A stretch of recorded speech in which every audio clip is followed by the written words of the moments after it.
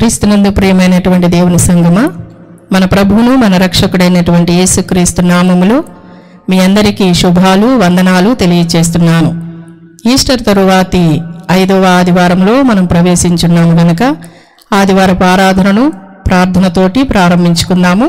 ప్రార్థన మన మధ్యలో ఉన్నటువంటి శ్రీమతి కంచర్ల అమృతారతన్ గారు వచ్చి మనల్ని ప్రార్థనలో నడిపిస్తారు.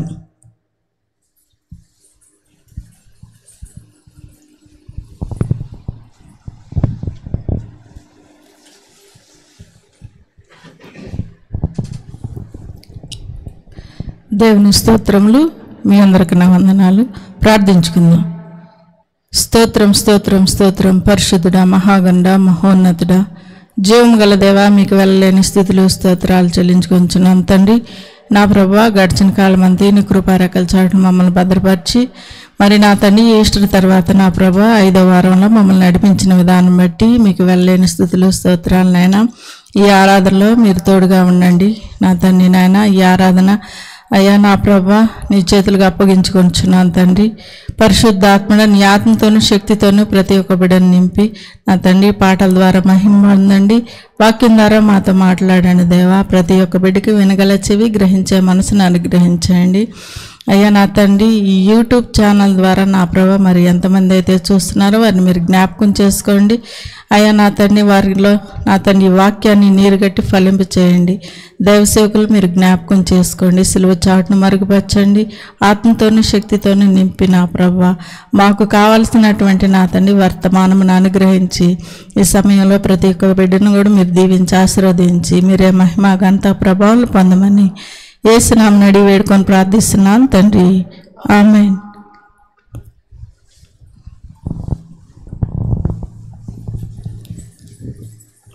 మనల్ని ప్రార్థనలో నడిపించినటువంటి అమృతారతన్ గారికి ప్రత్యేకంగా వందనాలు తెలియజేస్తున్నాను.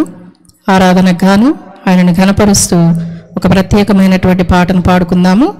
మన మధ్యలో ఉన్నటువంటి టి అమృత రాజు గారు వచ్చి మనల్ని ఆరాధనలో నడిపిస్తారు.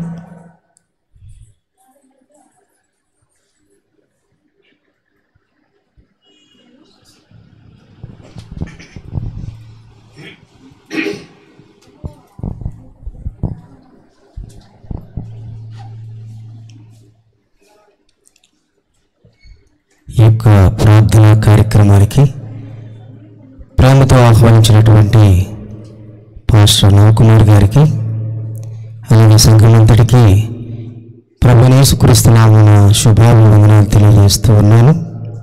మరి ఈ సమయంలో సొలొమోను పల్లకి అనురాగ వల్లకి అనే కీర్తన మనం ఆలపించుకుందాం. మరి యొక్క పాట రచించిన వారు రెవరెండ్ డాక్టర్ ఆర్కే మూర్తి గారు. మరి పాట స్వరకల్పన చేసినటువంటి వారు మా అంకులు డాక్టర్ జాన్ బి మరే గారు. మరి యొక్క పాటను మనం ఆలపించుకుందాం.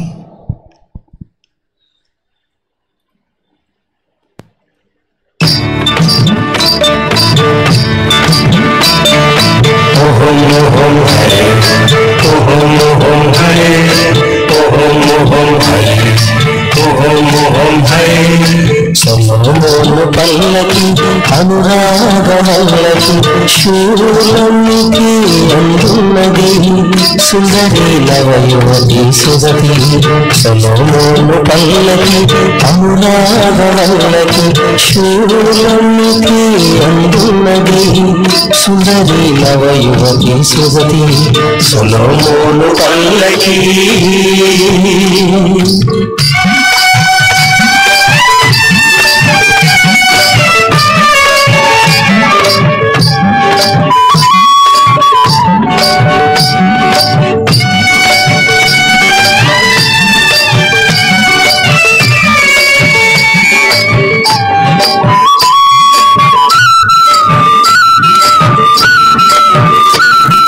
వరుడేసు కోసము మధురైన సంఘము పయనించుచున్నది, పరిణయమనున్నది.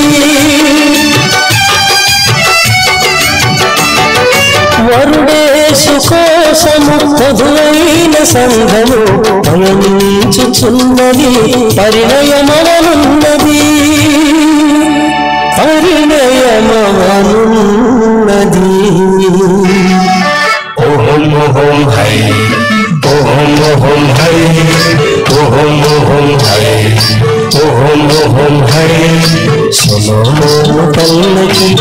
అనురాగవల్లకి శూలమితి అందున్నది సుందరి నవయువతి సుగతి సులోమోను పల్లకి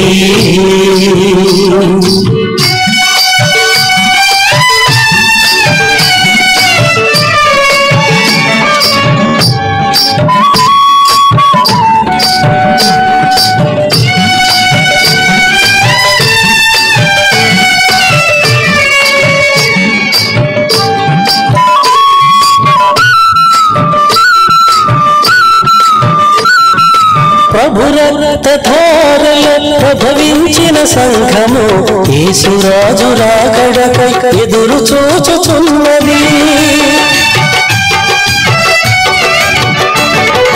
ప్రభురక్తధారల ప్రభవించిన సంఘము యేసురాజు రాకడకై ఎదురు చూచుచున్నది ఎదురు చూచుచున్నది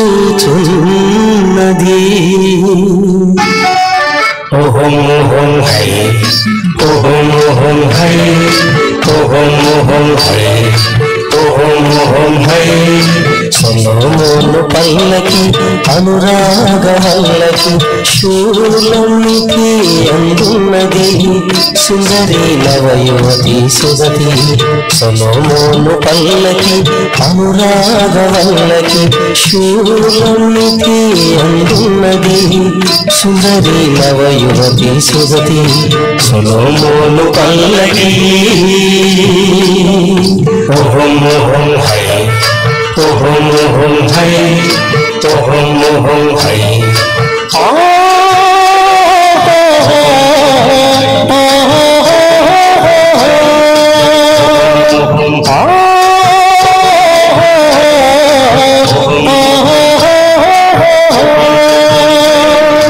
ఓహం ఓహం హై ఓహం ఓహం హై ఓహం ఓహం హై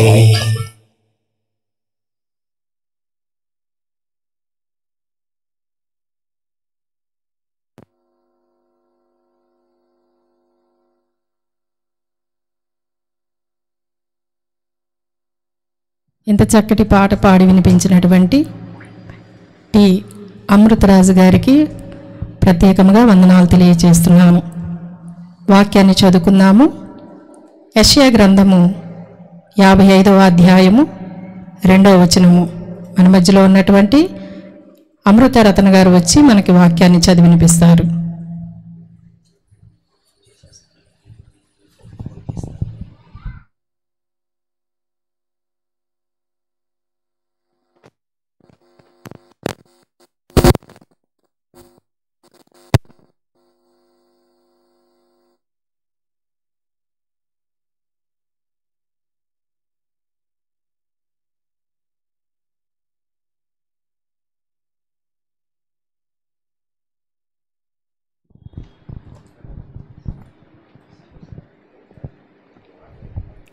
వాక్యమును చదువుకుందాం. యెషయా గ్రంథము 55వ అధ్యాయము 6వ వచనం. యెహోవా మీకు దొరుకు కాలమందు ఆయనను వెదుకుడి, ఆయన సమీపంలో ఉండగా ఆయనను వేడుకొనుడి. దేవుడి వాక్యము దీవించునుగాక. ఆమేన్.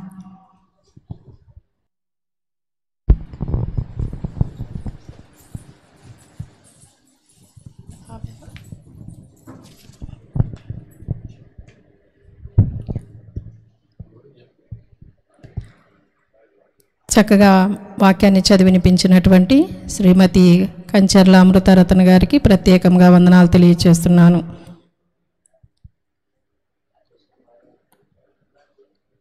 వాక్య సందేశంలోనికి వెళదాము. మన మధ్యలో ఉన్నటువంటి దైవజనులను మనము ఆహ్వానించుకుందాము. రెవరెండ్ డాక్టర్ నవకుమార్ రాయపుడి గారు వచ్చి మనకు వాక్యాన్ని అందిస్తారు.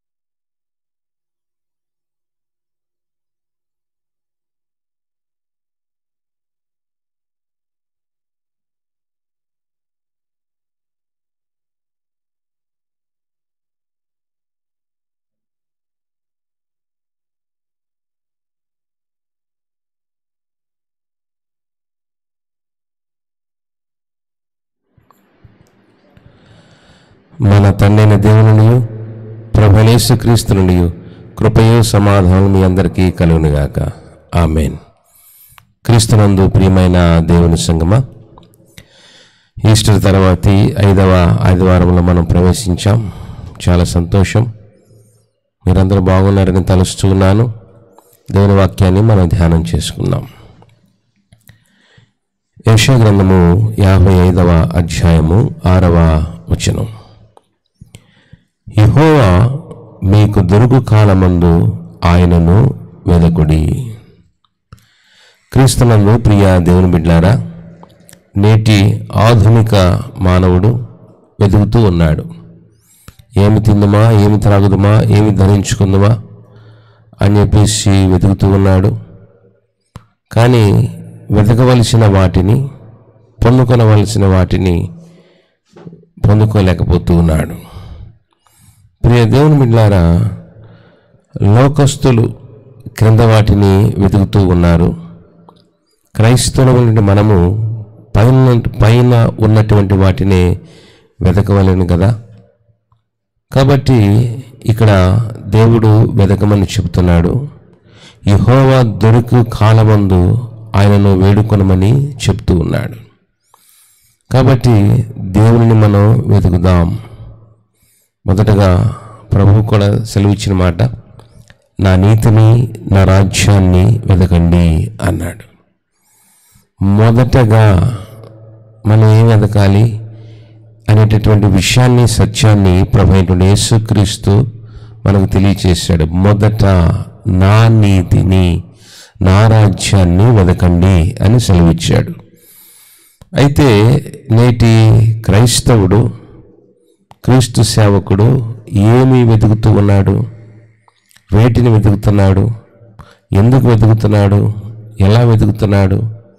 ప్రియ దేవుని బిడ్డలారా, అనేకమైనటువంటి ప్రశ్నలు మనకు తలెత్తుతాయి. అయితే మనం సేవించే దేవుడు నిజమైన దేవుడు కనుక మనం నిజంగానే వెతకాలి.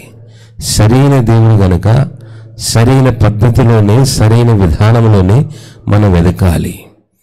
కాబట్టి మనం నిజమైన దేవుణ్ణి నిజంగా వెతకకపోతే ఈయన దొరకడు. సరైన దేవుడు సరైన పద్ధతిలో వెతకకపోతే ఆయన మనకు కనబడడు. కనుక ప్రియ దేవుని బిడ్డలారా, మనం ఎలా వెతకాలో దేవుని వాక్యంలో నుంచి మనం కొన్ని విషయాలు నేర్చుకుందాం. దినవృత్తాంతముల మొదటి గ్రంథము 16వ అధ్యాయము మొదటి వచనాన్ని ఒకసారి చూద్దాం. దినవృత్తాంతముల మొదటి గ్రంథము 16వ అధ్యాయము మొదటి వచనం.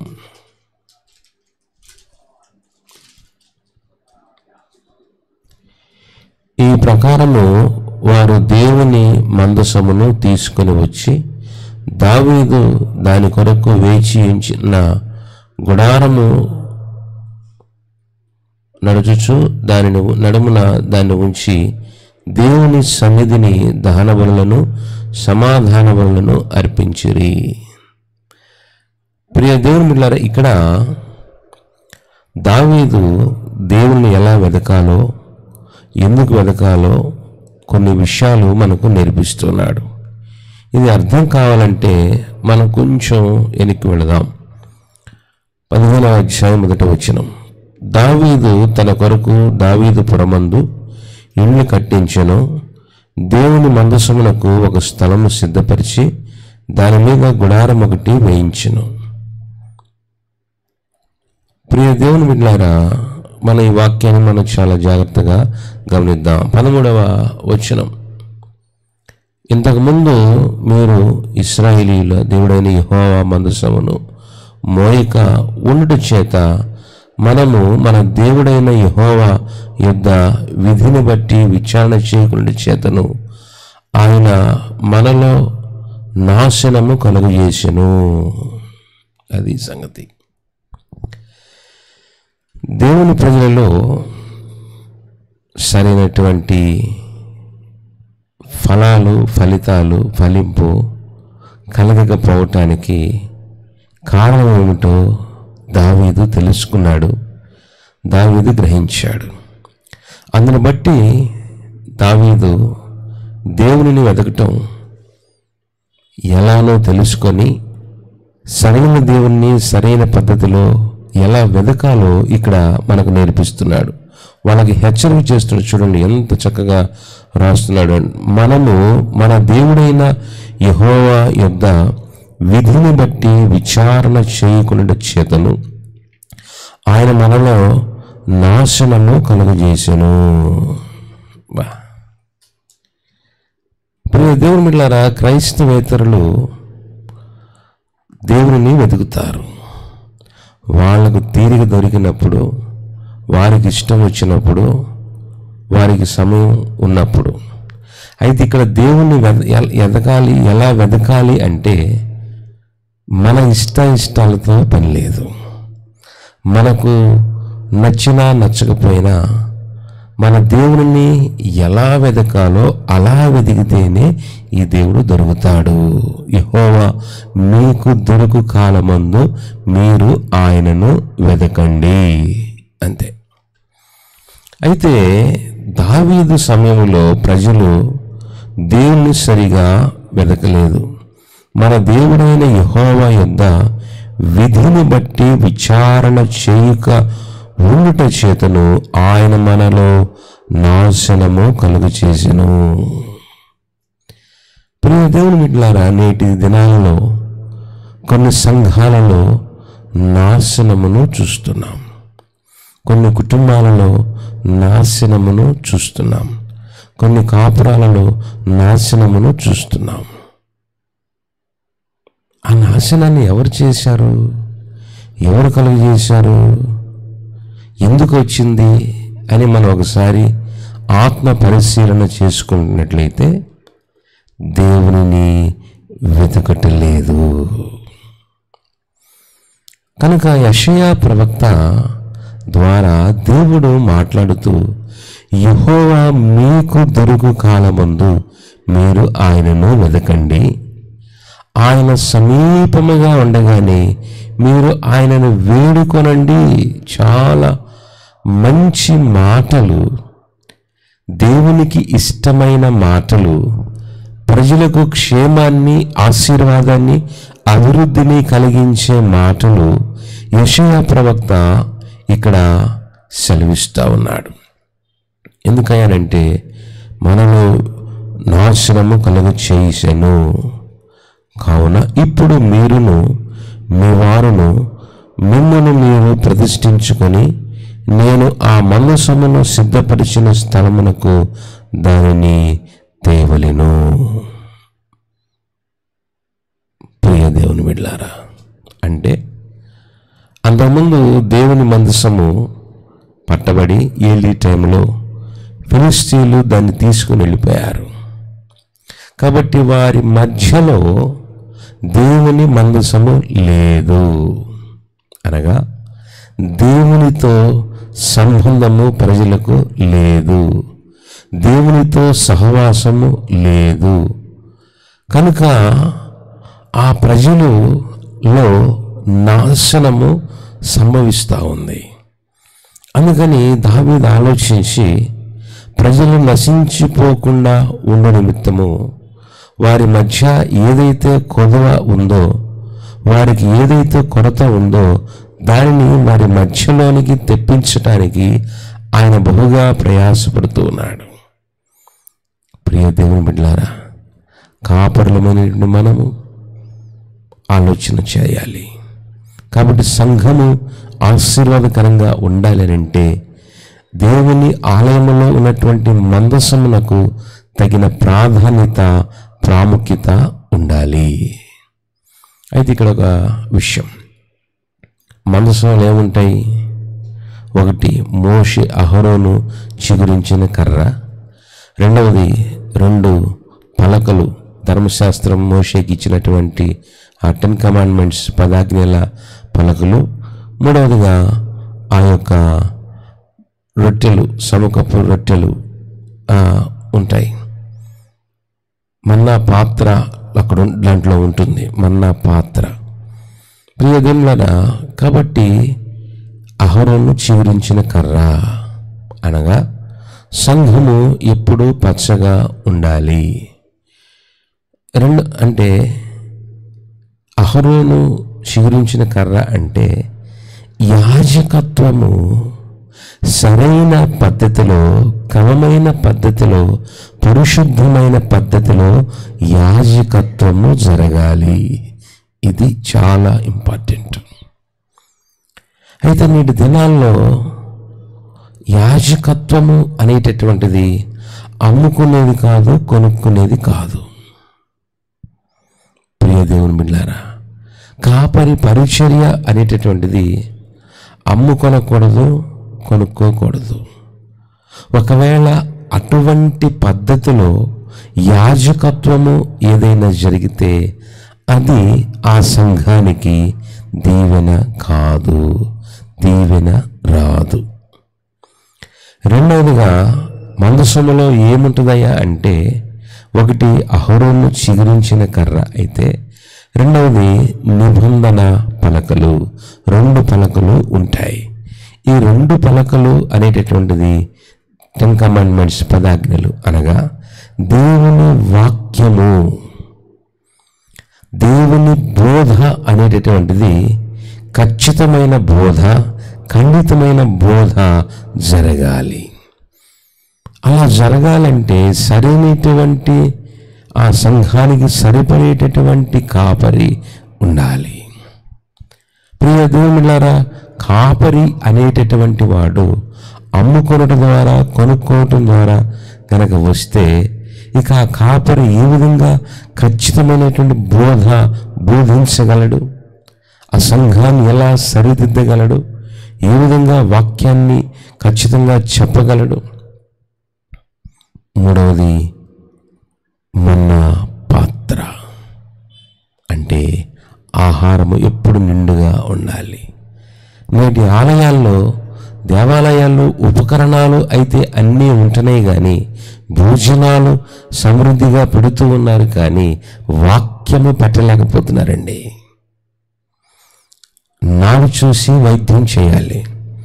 కాబట్టి వస్తున్నటువంటి విశ్వాసులు, వచ్చినటువంటి సంఘ సభ్యులు వారి నాడేంటో తెలుసుకొని, వారి బాణి ఏంటో అర్థం చేసుకొని, వారికి సరైనటువంటి మన్నా ఆహారము అనగా ఆత్మ సంబంధమైనటువంటి ఆహారము, వాక్యమనే ఆహారము పెట్టకపోతే ఆ సంఘములో ఉన్నటువంటి నాశనము ఎలా పోతుంది? కుటుంబాలలో ఉన్నటువంటి నాశనము ఎలా పోతుంది?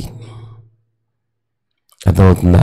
కాబట్టి ఈ విషయాలన్నీ దావీదు గ్రహించాడు. అయ్యో, నా ప్రజలకు నేను రాజునై ఉన్నాను. మనం ఇందాక ఆ మొదటి వచనాలను చూస్తే, దావీదు తన కొరకు దావీదుపురమందు ఇండ్లు కట్టించెను. చూడు, ఒక పద్ధతి.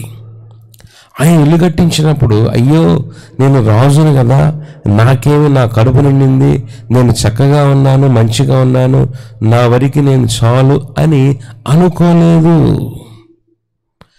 తాను మంచిగా ఉన్నాను కాబట్టి పర్వాలేదు అనుకోకుండా తన ప్రజల యొక్క బాగు కూడా కోరుతూ ఉన్నాడు. తన ప్రజల యోగక్షేమాన్ని ఆయన కోరుతూ ఉన్నాడు. తన ప్రజల యొక్క స్థితిగతులు, మంచి విషయాలను ఆయన ఆశిస్తూ ఉన్నాడు. అందుకని ఏం చేస్తున్నాడు? దేవుని మందసమునకు ఒక స్థలమును సిద్ధపరిచి, ప్రియ దేవుని బిడ్డలారా, దేవుని మందసమునకు ఒక స్థలము సిద్ధపరచాలట. దేవుని మందసమునకు ఒక స్థలము సిద్ధపరచడం అంటే, ప్రియ దేవుని బిడ్డలారా గమనించండి, ఒక స్థలము సిద్ధపరచుట. అందుకని దేవుడు కూడా, మీ హృదయమే దేవుని ఆలయమై ఉన్నదని మీరు ఎరుగురా అని పౌలు తన పత్రికలో మాట్లాడాడు. కాబట్టి మన హృదయంలో దేవునికి ఒక స్థలం ఉండాలి, దేవునికి ఒక ప్రత్యేకమైనటువంటి స్థానము ఇవ్వాలి. గుండెలో గదులు ఉంటాయి. ప్రియ దేవుని బిడ్డలారా, ఈ గదిలో దేవునికి స్థలం ఉండాలి, దేవునికి స్థానం ఇవ్వాలి. కనుక ఇక్కడ మనం గమనించినట్లయితే దావీదు ఏం చేశాడు? దేవుని మందసములకు ఒక స్థలము సిద్ధపరిచి దాని మీద గుడారం ఒకటి వేయించెను. మందసమును ఎత్తుటకును నిత్యము తనకు సేవ చేయుటకును యెహోవా లేవీయులను ఏర్పరచుకుని చెప్పి వారు తప్ప మరి ఎవరును దేవుని మందసమును ఎత్తకూడదని దావీదు ఆజ్ఞ ఇచ్చెను. చూడండి, దేవుణ్ణి ఎలా వెదకాలో, ఎలా వెదిగితే ఆయన దొరుకుతాడో ఇక్కడ మంచి క్రమాన్ని నేర్పిస్తూ ఉన్నాడు. చూడండి, అక్కడ పద్ధతి ఏ విధంగా చెప్తున్నాడు. మందసమును ఎత్తుటకును నిత్యము తనకు సేవ చేయుటకును యెహోవా లేవీయులను ఏర్పరచుకున్నని చెప్పి వారు తప్ప మరి ఎవరును దేవుని మందసమును ఎత్తకూడదని దావీదు ఆజ్ఞ ఇచ్చెను. అంతకుముందు మందసము ఎందుకు పట్టబడింది, మందసము ఎందుకు అక్కడి నుంచి వెళ్ళిపోయింది అంటే ఆ మందసాన్ని మోసే బాధ్యత, పట్టే బాధ్యత దేవుడు లేవీయులకే ఇచ్చాడు, లేవీయులకే అప్పగించాడు. ప్రియ దేవుని బిడ్డలారా, అలాగనే నేడు అతి పరిశుద్ధ స్థలములో వాక్యాన్ని చెప్పే బాధ్యత, వాక్యమును ప్రకటించేటటువంటి ఆధిక్యత యాజకునికి మాత్రమే ఇవ్వబడింది. కాబట్టి యాజకుడు కొన్ని సందర్భాల్లో ఈ నేటి దినాల్లో ఏమవుతున్నాడంటే, ఒకప్పుడు కాపరి పాస్టర్ గారు చెప్పింది మేము వినాలి అనే ట్రెండ్ మా దినాల్లో 2000 ముందు 2010 2015 దాకా కూడా బాగానే ఉంది. అయితే ఇప్పుడు ట్రెండ్ ఎలా మారిందంటే, మనం ఒక మంచి పాస్టర్ గారిని తెచ్చుకుందాం. ఎలాంటి పాస్టర్ గారు? మనం చెబితే వినే పాస్టర్ గారు కావాలి. ఎంత దారుణం అండి, ఎంత మోసం అండి, ఎంత ఘోరం అండి, ఎంత నాశనం అండి. అర్థమవుతుందా? ప్రియ దేవుని బిడ్డలారా, దేవుడు చెప్తున్నాడు అని అంటే ఎవరి ద్వారా? Through the servant of the God. దేవుని సేవకుడు తన మాటలు చెప్పట్లేదు. దేవుని సేవకుడు దేవుని చేత పిలువబడి ప్రత్యేకించబడి అభిషేకించబడినటువంటి దేవుని దాసుడు, దేవుని చేత పంపబడిన సేవకుడు, యాజకుడు దేవుని మాటలు చెబుతా ఉంటే నేటి దినాల్లో ఏమవుతుందంటే, ఆయన చెబితే మనం వినేది ఏంది?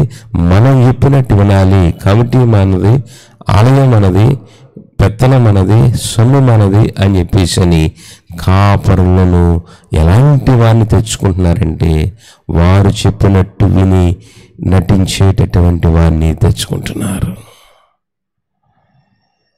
మందసం పట్టబడింది, ఇశ్రాయేలు జాతీయ సంఘం నాశనమైంది. ప్రియ దేవుని బిడ్డలారా, కాబట్టి సంఘాలు ఇబ్బంది పడటానికి, సంఘ సభ్యులు ఇబ్బందులకు గురి కావటానికి గల కారణం ఏంటంటే, మందసాన్ని లేవీయులు మాత్రమే మోయాలి, యాజకత్వము యాజకులు మాత్రమే చేయాలి. నేటి దినాల్లో కొంతమంది సంఘస్థులు ఇప్పుడు ఎలా ట్రెండ్ తయారైందంటే, ఇప్పుడు ఆయన నట్టు చెప్పేది. ఎప్పుడు పాదిరి గారు ఎందుకు చెప్పాలి? ఏం నేను చెప్పవా, మాకు తెలీదా, మాకు రాదా అని పాస్టర్ గారు చెప్పేదానికంటే వీళ్ళు చెప్పటం ఎక్కువైంది. ఇక నువ్వు చెప్పే కాడికి మేమెందుకు, యాజకుడు ఎందుకు? ప్రియ దేవులారా, సంఘస్థులు ఎప్పుడూ విద్యార్థులే. అలాగని సేవకులు ఏమంటే మనము విద్యార్థులము కాకుండా పోలేదు. మనం కూడా దేవుని సన్నిధిలో పరిశుద్ధాత్ముని దగ్గర నిత్యము విద్యార్థులమే. పరిశుద్ధాత్మ దేవుని దగ్గర అనుదినము ఎప్పటికప్పుడు మనం వాక్యాన్ని నేర్చుకుంటూ ఉండాలి. పరిశుద్ధాత్మని దగ్గర మనం నేర్చుకున్నటువంటి వాక్యాన్ని సంఘానికి అందించాలి. అంతేగాని వాళ్ళకు వాక్యం ఇవ్వకపోతే ఏమనుకుంటారో అని చెప్పేసి అని యాజకులమైనటువంటి మేము చేయాల్సిన పనిని విశ్వాసులకు అప్పగిస్తే మందసం పట్టుకుపోయినట్టుగా దేవుని ఆత్మ అక్కడి నుంచి వెళ్ళిపోతుంది. ఆ ఆలయంలో దేవుని ఆత్మ ఉండదు, పరిశుద్ధాత్ముడు ఉండడు, కార్యాలు జరగవు. ప్రియ దేవుని బిడ్డలారా గమనించండి. కాబట్టి ఆ రోజున దావీదు ఒక జీవ పాస్ చేశాడు. దేవుని మందసాన్ని ఎవరు ముట్టుకోకూడదు, దేవుని మందసాన్ని ఎవరు పట్టుకోకూడదు, దేవుని మందసాన్ని ఎవరు ఎత్తకూడదు, అది యాజకుల పని, అది లేవీయుల పని అని చెప్పేసి ఒక ఆజ్ఞ జీవ పాస్ చేసి ఆయన ఏం చేశాడు చూడండి. వారు తప్ప మరి ఎవరును దేవుని మందసమును ఎత్తకూడదని దావీదు ఆజ్ఞ ఇచ్చెను. అంతటా దావీదు తాను యెహోవా మందసమును సిద్ధపరిచిన స్థలమునకు దాన్ని తీసుకుని వచ్చుటకై ఇశ్రాయేలులందరినీ యెరూషలేమునకు సమాజముగా కూర్చెను. ఎంత చక్కగా ఆయన మందసాన్ని సిద్ధపరిచాడు. దేవుని వెతుకుతున్నాడండి. ప్రియ దేవుని బిడ్డలారా గమనించండి. కాబట్టి మనం ఎలా దేవుణ్ణి వెతుకుతున్నాం? ఎందుకు దేవుణ్ణి కనబడట్లేదు? ఎందుకు దేవుడు నీకు వినబడట్లేదు? ఎందుకు దేవుని కార్యాలు జరగట్లేదు అని అంటే నువ్వు దేవుని సరైన పద్ధతిలో సరైన విధానంలో వెతకట్లేదేమో. ప్రియ దేవుని బిడ్డలారా, నేటి దినాల్లో చాలామంది ఏమనుకుంటున్నారంటే నేను దేవుని వెతకను, నాకు అవసరం లేదు, నా పని నన్ను పోషిస్తూ ఉంది, నా ఉద్యోగం నన్ను బ్రతికిస్తూ ఉంది, నాకు వచ్చే ఆదాయం నన్ను ఆనందింపజేస్తుంది, కాబట్టి నేను దేవుణ్ణి వెతకాల్సిన పని లేదు, వెతికే అవసరం నాకు లేదు అంటున్నారు. ప్రియ దేవుని బిడ్డలారా, చూద్దాం అలాంటి వారు ఎలాగుంటారో. హోషేయ గ్రంథము 5వ అధ్యాయము 15వ వచనాన్ని చూద్దాం. హోషేయ గ్రంథము 5వ అధ్యాయం 15వ వచనం. వారు మనస్సు తిప్పుకొని నన్ను వెతుకు వరకు నేను తిరిగి నా స్థలమునకు పోవుదును. తమకు దురవస్థ సంభవింపగా వారు నన్ను బహు శీఘ్రముగా వెతుకుదురు. చాలా కఠినమైనటువంటి మాట. ప్రియ దేవుడు అంటున్నాడు, అబ్బాయి మీరు నన్ను వెతకట్లేదు కాబట్టి నేను ఉండను. ఏమన్నాడు చూడండి, వారు మనసు తిరుపుకొని నన్ను వెతుకు వరకు నేను తిరిగి నా స్థలమునకు పోవుదును. అంటే దేవుని ఆలయములో మందసము మీద దేవుడు ఆసీనుడై ఉన్నప్పుడు మనము దేవుని తట్టు చూడకుండా ప్రజల తట్టు, ప్రభువుల తట్టు, నాయకుల తట్టు, లేకపోతే లోకంలో ఉన్నటువంటి వారి తట్టు మనం చూస్తూ ఉంటే, అనగా దేవునికి ఇవ్వవలసిన ప్రయారిటీ దేవునికి ఇవ్వకపోతే దేవుని యొక్క స్పందన ఎలాగుందో చూడండి. దేవుడు ఏమంటాడు చూడండి, వారు మనసు తిప్పుకొని నన్ను వెతుకు వరకు నేను తిరిగి నా స్థలమునకు పోవుదును. తమకు దురవస్థ సంభవింపగా వారు నన్ను బహు శీఘ్రముగా వెతుకుదురు. అది సంగతి. ప్రియ దేవుని బిడ్డలారా, నీకు ఎందుకు దురవస్థ వచ్చింది, దురవస్థ సంభవించింది అని అంటే నీవు దేవునిని శీఘ్రముగా అనగా వెంటనే వెతకాలి అనే ఉద్దేశం. దేవుని శీఘ్రంగా వెతకటానికే నీకు దురవస్థ వచ్చింది. ప్రియ దేవులారా, వీళ్ళు ఏం చేశారో చూద్దాం. 7వ అధ్యాయం 1వ వచనం. అక్కడే నేను ఇశ్రాయేలు వారికి స్వస్థత కలుగజేయదలంచగా ఎఫ్రాయిము దోషము, షోమ్రోను చెడుతనము బయలుపడుచున్నది. చూసారా, దేవుడంట తన ప్రజలకు స్వస్థత కలుగు చేయాలని చూశాడు. స్వస్థత కలుగు చేయాలని చూస్తే వాళ్ళలో ఏమొచ్చింది? ఎఫ్రాయిం అంటే ఏసేవు యొక్క కుమారుడు. దోషము, ఎఫ్రాయిము దోషమును, షోమ్రోను చెడుతనమును బయలుపడుచున్నది. జనులు మోసము అభ్యాసము చేసెదరు, కొల్లగాండ్రై లోపలికి చొరబడుదురు, బందిపోటు దొంగలై బయట దోచుకుందరు. దేవుని ప్రజల పరిస్థితులు, స్థితిగతులు ఎలాగో చూడండి. ఎఫ్రాయిమేమో దోషమంట, షోమ్రోనేమో చెడుతనమాట. అవి రెండిట్లో బయలుపడ్డాయి. ఇక జనాలు ఎలాగున్నారు? మోసము అభ్యాసము చేసేదరు. ఎంత దారుణమైన పరిస్థితులండి. ప్రియ దేవుని బిడ్డలారా, దేవునిని వెతకట్లేదు. యెహోవా మీకు దొరుకు కాలమందు మీరు ఆయన వెతుకుడి, ఆయన మీకు సమీపంలో ఉండగానే మీరు ఆయనను వేడుకొనుడి అంటున్నాడు. ప్రియ దేవుని బిడ్డలారా, వీరు అలా వెతకలేదు కాబట్టి, అలా వేడుకొనలేదు కాబట్టి వీళ్ళకి ఏమైందంటే 8వ అధ్యాయం 1వ వచనం, బాకా నీ నోటిని ఉంచి ఊదుము, జనులు నా నిబంధనను అతిక్రమించి నా ధర్మశాస్త్రమును మీరి ఉన్నారు గనుక పక్షిరాజు వ్రాసినట్టు వ్రాలినట్టు శత్రువు యెహోవా మందిరమునకు వచ్చునని ప్రకటింపుము. ఏంది చూడండి ఎంత కఠినమైన మాట. పక్షిరాజు వ్రాలినట్లు శత్రువు యెహోవా మందిరమునకు వచ్చునని ప్రకటింపము. అదేంటి ఎంత కఠినమైన అంటే, సంఘాలలో నేటి కొన్ని సంఘాలలో శత్రువు ఆధీనంలో ఉన్నాయి. సాతానుని స్వాధీనంలోనికి వెళ్ళిపోయాయి. అర్థమవుతుందా? ప్రియ దేవుని బిడ్డలారా, సంఘాలలో సమస్యలు, సంఘాలలో నేటి కొన్ని సంఘాలలో, ఒక లూథరన్నే కాదు, అన్ని సంస్థల్లో బ్యాప్టిస్టు, సిఎస్ఐ, మెథడిస్ట్, పెంతెకోస్తు, అన్ని సంఘాలలో కొట్లాటలు, పోలీస్ స్టేషన్లో గొడవలు ఎందుకు సంభవిస్తున్నాయి అని అంటే, చక్కటి సమాధానం అండి, చక్కటి సమాధానం. 8వ అధ్యాయం వచ్చిన, బాకా నీ నోటిని ఉంచి ఊదుము, జనులు నా నిబంధన నతిక్రమించి నా ధర్మశాస్త్రమును మీరి ఉన్నారు. ఆజ్ఞ అతిక్రమమే పాపము. ఇప్పుడు ఏమైపోయింది? వాక్యము, దేవుని వాక్యం ఏం చెప్తుంది, దేవుని చిత్తం ఏం చెప్తుంది అనేది పోయింది. బైబిల్లో ఏముంది, కాన్స్టిట్యూషన్లో ఏముంది?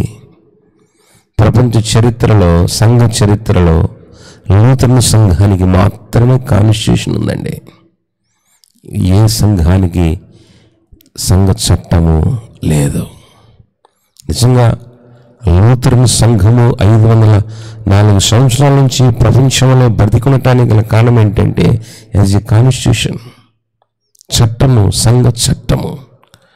కానీ నేటి కొంతమంది స్వార్థపరులు ఏం చేశారంటే, దేవుని నిబంధన బైబిల్ని పక్కన పెట్టారు, కాన్స్టిట్యూషన్ని పాతి పెట్టారు.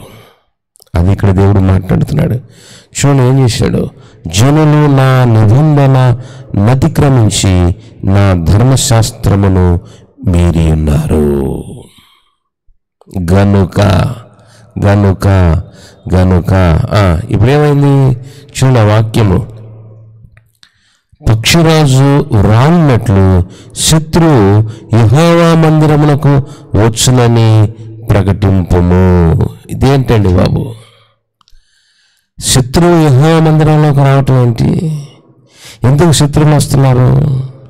ఎందుకు పోలీస్ స్టేషన్, పోలీస్ దేవాలయంలోనికి షూస్ చేసుకొని వచ్చేస్తున్నారు, సంఘంలోనికి వచ్చేస్తున్నారు అని అంటే, ఇదే ప్రియ దేవుని బిడ్డలారా గమనించండి. 14వ వచనం, అక్కడే 8వ అధ్యాయం 14వ వచనం, ఇశ్రాయేలు వారు తమకే నగరాలను కట్టించుకొని తమ సృష్టికర్తను మరచి ఉన్నారు. అది సంగతులండి. ప్రియ దేవుని బిడ్డలారా, నేటి మనుషులు, భక్తులు ఎలాగున్నారంటే, ప్రజలు, విశ్వాసులు ఎలాగున్నారంటే, కొంతమంది గృహప్రవేశాలకు చెప్తారు, వెళతాం, అయ్యగారు ఇల్లు 1 కోటి రూపాయలు అయిందండి, బాత్రూమ్ 5 లక్షలు అయిందండి, ఇల్లంతా 1 కోటి రూపాయలు, బాత్రూమ్ అంతా 5 లక్షలు, గృహప్రవేశానికి భోజనాలకి ఎంత 5 లక్షలు, పాదిరి గారికి పెట్టి కానుకి ఎంత 500.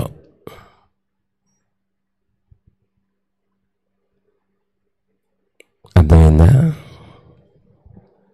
కోటి రూపాయలు పెట్టి ఇల్లు కట్టుకొని 5 లక్షలు పెట్టి బాత్రూమ్ కట్టించుకొని 5 లక్షలు పెట్టి భోజనాలు పెట్టి యాజకునికి ఇచ్చేది. అంటే కనబడే యాజకుడు నువ్వు ఇస్తుంది దేవునికి కృతజ్ఞతాస్తుతులు. దేవునికి ఎంత ప్రియారిటీ ఇచ్చావనేది నువ్వు ఇచ్చే కానుకను బట్టి బహిర్గతం అవుతుంది. ప్రియ దేవుని బిడ్డలారా, అందుకే దేవుడు మాట్లాడుతున్నాడు. ప్రజల స్థితిగతులు, ప్రజల యొక్క పరిస్థితులు దేవుడు మాట్లాడుతున్నటువంటి మాట, వారు తమకే నగరులను కట్టించుకొని తమ సృష్టికర్తను మరచి ఉన్నారు. మర్చిపోయారు. ₹1 ఇల్లు ఇచ్చింది ఎవరండి? దేవుడు కదా. అంటే వాస్తవాలు మాట్లాడుకుందాం. ఒక మనిషి ఇల్లు కట్టాలంటే 50,000 వస్తుంది. 50,000కి ఇల్లు కడితే గొప్ప. ఎంతకాలం అంటే ఆ ఇంట్లో 10 ఏళ్ళు, 12 ఏళ్ళు, 20 ఏళ్ళు, అంటే నీకు 70 వస్తాయి చాలు. మరి ఈ శరీరం దేహాన్ని కట్టింది ఎవరు? దేవుడు. మరి మీ లోపలైనటువంటి ఆత్మ అభివృద్ధికి, హృదయ శుద్ధికి, నీ ఆత్మీయ జీవితాన్ని కట్టుకోవటానికి, హృదయానుసారంగా జీవించటానికి, దేవునికి ఇష్టమైన వ్యక్తిగా బ్రతకటానికి దేవుని వాక్యం చేత నీ దేహమనే కట్టడము కట్టబడుతుందా? యెహోవా ఇల్లు కట్టించలేలా దాని కట్టువారి ప్రయాసము వ్యర్థము. ప్రియ దేవుని బిడ్డలారా, ఈ లోకములో దేవుడు నిన్ను బ్రతికించాడు. నీకు 40, 50, 70 ఏళ్ళు వచ్చేంత వరకు బ్రతికించిందో దేవుడా, పోషించిందో దేవుడా. దేవునికేమో నువ్వు ఇచ్చే ప్రయారిటీ ఎంత? ప్రియ దేవుని బిడ్డలారా, దేవుడు బాధపడ్డా, దేవుడు ఆలోచించడా, దేవుడు దుఃఖించడా, దేవుడు స్పందించడా? దేవుడు మాట్లాడుతున్న మాట చూడండి. ఏమన్నాడు చూడండి, 14వ వచనం. వారు తమకే నగరులను కట్టించుకొని తమ సృష్టికర్తను మరిచి ఉన్నారు. యూదావారు ప్రాకారములు గల పట్టణములను చాలా కట్టించి ఉన్నారు. అయితే నేను వారి పట్టణములను అగ్నిచే తగలబెట్టెదను, అది వాటి నగరులను కాల్చివేయను. అబ్బా, రూములకు పోతే ఏసీ వేసుకొని చల్లకుంటున్నారు, కానీ వారి హృదయాలు మాత్రం మండుతా ఉన్నాయి. వారి గృహాలైతే ఏసీలతో చల్లగా ఉంటున్నాయి, కానీ వారి హృదయాలు మాత్రం కాలిపోతూ ఉన్నాయి. ఎందుకే ప్రియా దేవుని బిడ్డలారా, గమనించండి.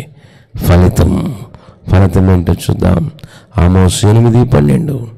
ఆమోసు గ్రంథము 8వ అధ్యాయము 12వ వచనాన్ని ఒకసారి చూద్దాం. ప్రియా దేవుని బిడ్డలారా, గమనించండి.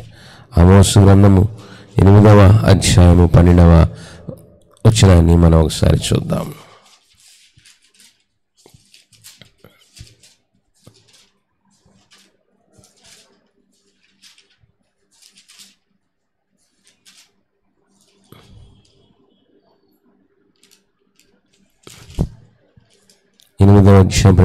కాబట్టి జనులు యెహోవా మాట వెదుగుటకై ఈ సముద్రం నుండి ఆ సముద్రం వరకు, ఉత్తర దిక్కు నుండి తూర్పు దిక్కు వరకును సంచరించుదురు గాని అది వారికి దొరకదు. చూసారా? ప్రియ దేవులారా, యెహోవా దొరుకు కాలమందు మీరు ఆయన వెదుకుడి, ఆయన సమీపుండగానే మీరు ఆయన వేడుకొనుడి. కాబట్టి యెహోవా దొరుకు కాలమందు మీరు ఆయన వెతకకపోతే, ఆయన సమీపంగా ఉన్నప్పుడు మీరు ఆయనను అడగకపోతే ఆయన దొరకడు. ప్రియ దేవుని బిడ్డలారా, పత్రిక పాఠంలో నుంచి ఒక మాట చూద్దాం. పత్రిక పాఠంలో నుంచి తిమోతికి రాసిన 2వ పత్రిక 2వ అధ్యాయము 14వ మొదటి వచనాల్లో పౌలు మహాశయుడు మాట్లాడుతూ ఏమన్నాడో చూద్దాం.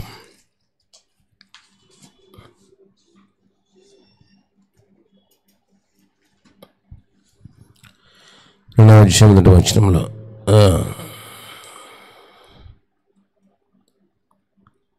క్రీస్తు యేసు యొక్క మంచి సైనికుల వలె నాతో కూడా శ్రమను అనుభవించము.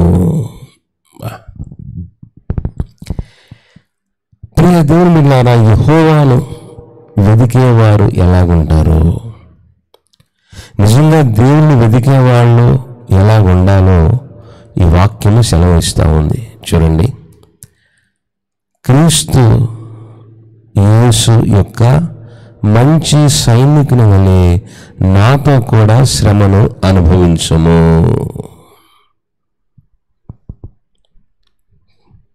తిమోతి యవన పాస్టర్, యూత్ పాస్టర్, సంఘాలలో వచ్చిన సమస్యలను బట్టి, సంఘాలలో వచ్చినటువంటి ఇబ్బందులను బట్టి ఎందుకు ఈ సేవకు వచ్చాం, సేవకు వచ్చిన దాన్ని బట్టి అది ఈ శ్రమలు, ఈ ఇబ్బందులు అని కొంత డిప్రెషన్కి లోనయ్యాడు. కాబట్టి సీనియర్ పాస్టర్ అయినటువంటి సెయింట్ పాల్,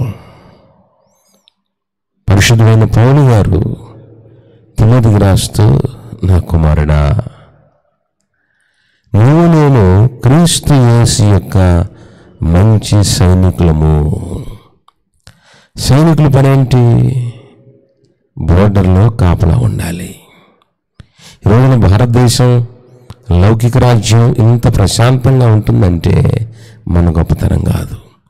బోర్డర్లో ఉన్నటువంటి మిలిటరీ వాళ్ళు, త్రివర్ణ దళాలు, వాయు మండలం కానీ, నీటి మార్గం కానీ, రోడ్డు మార్గంలో గుండా కానీ వాళ్ళు 3 మార్గాలలో సంచరిస్తూ ఉంటారు. సెక్యూరిటీ వాళ్ళు, పోలీస్ వాళ్ళు, మిలిటరీ వాళ్ళు.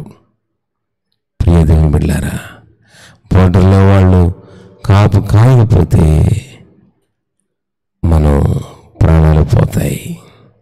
కాబట్టి వాళ్ళు మంచి సైనికులు. కాబట్టి ఆత్మలను కాచే సేవకుడు, ఆత్మలను పోషించే యాజకుడు మంచి సైనికుడు. క్రీస్తు యేసు సైనికుడు. దేవుని రాజ్యములో, దేవుని రాజ్యము కట్టబడటానికి కొన్ని ఆత్మలను సంపాదించాలి. సంపాదించిన ఆత్మలను దుష్టుడైన అపవాది ఎత్తుకుపోకుండా ఉండేందుకు నిత్యము అహోరాత్రి కాయాలి. కాబట్టి కాసే తరుణంలో ఆకలి ఉండదు. బోర్డర్లో ఉన్న వాళ్ళకి సమయానికి అన్నం దొరకదు, సమయానికి నీళ్ళు దొరకవు, 1-2 బాటలు కూడా ఉండదు. అంత నిఘా ఉంటుంది. 1-2 కూడా పొరపాటున తన తర్వాత సెకండ్ షిప్ వాళ్ళు వచ్చి ఆ డ్యూటీ హ్యాండ్ ఓవర్ చేసుకుని ఛార్జీ తీసుకుంటేనే వాళ్ళ ఆ డ్యూటీ వదిలేయాలి. ఆడొస్తాడులే, మధ్యలో ఒక 5 నిమిషాలు తప్పుకున్నా పక్క పోదామని నేను అనుకుంటే ఎదుటోడు పక్క దేశం వాడు బాంబు వేస్తాడు. ప్రియ దేవుని బిడ్డలారా, కాబట్టి కాపరి కాయాలి, మేపాలి. క్రీస్తు యేసు యొక్క మంచి సైనికుని వలె నాతో కూడా శ్రమను అనుభవించము. సైనికుడు ఎవరైనా యుద్ధమునకు పోయినప్పుడు తన దండలో చేర్చుకున్న వారిని సంతోషపెట్టాలని ఈ జీవన వ్యాపారములలో చిక్కుకొనడు. మిలిటరీలో ఉండేవాళ్ళు భార్య పిల్లలని వారానికి ఒకసారి, నెలకు ఒకసారి వస్తే ఇక అయిపోయినట్టే. కాబట్టి సేవకుడు కూడా ఈ జీవన సంబంధమైన వ్యాపారాలలో చిక్కుకొనకూడదు. అంటే యాజకుడు తన వ్యక్తిగత జీవితం కంటే, తన వ్యక్తిగతమైనటువంటి కుటుంబం కంటే సంఘానికి, సంఘ కాపరికి, కాపరి పరిచర్యకి ప్రాధాన్యత ఇవ్వాలి. సంఘ అభివృద్ధికి, సంఘ క్షేమానికి పాటుపడాలి. మంచి సైనికుని యొక్క లక్షణం. ఇరిమే టైంలో బలిసిన, క్రొవ్వు పట్టిన గొర్రెలను నేను కోస్తాను అంటాడు. ఎహెస్కేలు టైంలోను, ఇర్మియా టైంలోను అవి బలిసిన గొర్రెలట, క్రొవ్వు పట్టిన గొర్రెలట. ప్రియ దేవుని బిడ్డలారా, మంచి సైనికుడేమో శ్రమ పడాలి, ఈ జీవన సంబంధమైన వ్యాపారాల్లో చిక్కుకొనకూడదు. పైగా అక్కడ రాయబడిన మాట, పోరాడినప్పుడు నియమము ప్రకారము పోరాడుకుంటే వానికి కిరీటము దక్కదు. కాబట్టి దేవుణ్ణి వెతకటం అంటే 14:2 కీర్తనలో యెహోవాను వెతుకువారు ఆయనను వివేకము కలిగి వెతుకువారు కలరేమో అని ఆకాశం నుంచి దేవుడు పరిశీలించినప్పుడు వారు బొత్తిగా చెడి ఉన్నారు, మేలు చేయవాడు వాడు ఒకడునూ లేడు అంటున్నాడు. కాబట్టి వెతకటం పెద్ద లక్ష్యం కాదు, పెద్ద గొప్పేం కాదు. భక్తి చేయటం పెద్ద గొప్పేం కాదు, పెద్ద లక్ష్యం కాదు. సేవ చేయటం పెద్ద గొప్పేం కాదు, పెద్ద లక్ష్యం కాదు. కానీ వివేకము కలిగి వెతకాలట. వివేకము కలిగి తనను వెతికేవారు ఎలాగుంటారో, ఎలాగుండాలో పౌలు ఇక్కడ సెలవిస్తూ, అబ్బాయి తిమోతి, నా వలె క్రీస్తు యేసు యొక్క మంచి సైనికుడు శ్రమను అనుభవించాలి. లగ్జరీగా కారులో తిరగాలి అని లేదాడ. కారులో తిరగటం తప్పు కాదు. ప్రియ సేవకుడా, ప్రియమైన విశ్వాసి, ఒకవేళ క్రీస్తు కొరకు నువ్వు శ్రమను అనుభవిస్తూ ఉంటే, భక్తిలో సేవలో శ్రమను అనుభవిస్తూ ఉంటే నువ్వు మంచి సైనికుడు సుమా, మంచి సేవకుడు సుమా. నాకేం నేను సేవ చేస్తున్నాను, లగ్జరీగా కారులో తిరుగుతున్నాను, యేసు రూమ్లో పడుకుంటున్నాను అంటే అది మంచిదే, కానీ అది మాత్రమే సేవ కాదు. ఈ జీవన సంబంధమైన వ్యాపారాల్లో చిక్కుకొనకూడదు. అన్నిటికంటే ప్రాముఖ్యమైన మాట అక్కడ, నియమము ప్రకారము పోరాడుకుంటే వానికి కిరీటము దక్కదు. ఏ విధంగా భక్తి చేస్తున్నావు, ఏ విధంగా సేవ చేస్తున్నావు? నియమం ఉందా, నీతి ఉందా, భక్తిలో నీతి ఉందా, బ్రతుకులో నియమం ఉందా, సేవలో క్రమం ఉందా, వాక్యములో గద్దింపు ఉందా, వాక్యములో ఖండింపు ఉందా, హెచ్చరిక ఉందా? ప్రియ దేవుని బిడ్డలారా, ప్రియ సంఘస్థులారా, ఎలా వెతుకుతున్నావు? దేవుని వెతకటం అంటే ఆషామాషా పని కాదు. యెహోవాను వెతుకుడి, ఆయన సమీపంగానే మీరు ఆయన వేడుకునుడి. కాబట్టి యెహోవాను ఎలా వెతకాలో, ఎలా వేడుకోవాలో యెషయా ప్రవక్త స్పష్టంగా సెలవిస్తున్నాడు. సువార్త పాఠంలో కూడా అదే. అయ్యా, నా ఇంటికి ఒక దాసుడు వచ్చాడు, నీ దగ్గర ఉన్నది ఏదైనా పెట్టు అని అంటే, ఆ ఇంట్లో ఉన్నవాడు అంటాడు, నేను తలుపు వేసుకొని ఉన్నాను, పిల్లకి పాలు ఇస్తున్నాను, నాకు నిద్ర వస్తుంది, నేను ఈయన అంటాడు. కానీ ఆ రొట్టె ముక్క కోసం గోజాడి గోజాడి గోజాడి గోజాడి ఆ తలుపు తీసి వచ్చి ఇచ్చేంత వరకు ఆ గేటు దగ్గర అడుగుతానే ఉంటాడు. ప్రియ దేవుని బిడ్డలారా, అలా అడగాలి, అలా వెతకాలి ప్రభువుని మనం. కనుక ప్రియ దేవుని బిడ్డలారా, ఎలా వెతుకుతున్నాం దేవుణ్ణి, ఎలా వేడుకుంటున్నాం ప్రభువుని? కాబట్టి మనం సరైన విధానంలో, సరైన పద్ధతిలో వెతికితే యెహోవా మీకు దొరుకు కాలమందు మీరు ఆయనను వేడుకొనడి. ప్రియ దేవునిలారా, అందుకని కొలసీ పత్రిక 8వ వచనంలో మీరు పైనున్న వాటినే వెతకండి అంటున్నాడు. పైన ఉంది, దేవుని రాజ్యం ఉంది. ఈ భూమి మీద ఒకే ఒక జంతువు చచ్చిపోయేటప్పుడు మాత్రమే పైకి చూస్తుందంట, పంది. అది ఎప్పుడు దాని చూపే నేల చూపే, కింద చూపే. చచ్చేటప్పుడు, చనిపోయేటప్పుడు దాన్ని కాలుచీలు కట్టేసి తల కింద వేసేసి తీసుకెళ్తారు. అప్పుడు అనుకున్నా, ఒరే ఇప్పుడు దాకా ఇదే లోకం, భూమి నేల అనుకున్నానే, పైన ఆకాశం ఉందా? ఒరే ఇప్పటి వరకు నేను చూడలేదే. ప్రియదేములారా, నీ వయసు ఎంత, నీకున్న ఆయుష్ ఎంత, నువ్వేం ఎదుగుతున్నావు? సేవ అంటే ఏంది, భక్తి అంటే ఏంది? ఇళ్ళు, బిల్డింగ్స్, కార్లు,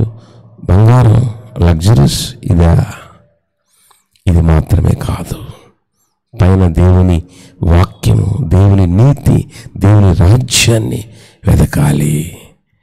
ప్రియ దేవులారా, అలా వెతకకపోతే హెబ్రీ పత్రిక 12:17 హెబ్రీ పత్రిక 12:17 త్వరగా ముగించుకుందాం.